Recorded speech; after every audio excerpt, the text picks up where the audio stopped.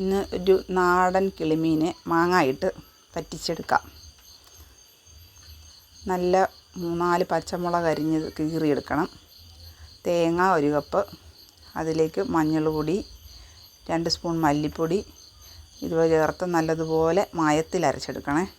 ഇത് കിളിമീനിലേക്ക് ഒരു മാങ്ങ കീറിയതും 5-6 പച്ചമുളക് കീറിയതും 1 സ്പൂൺ മുളക് പൊടി ഇവയൂടെ ചേർത്ത് അരച്ച അരപ്പും ആവശ്യത്തിന് വെള്ളവും ചേർത്ത് നല്ലതുപോലെ മിക്സ് ചെയ്ത് ലേശം ഉപ്പ് കൂടി ചേർക്കണം. നല്ലതുപോലെ ഒരു 10-15 മിനിറ്റ് ഇത് അടുപ്പിൽ വെച്ച് പറ്റിക്കുക. പുളിയും മാങ്ങയുടെ പുളിയും എല്ലാം പാകത്തിന് ആയ ശേഷം ഇറക്കി വയ്ക്കാം.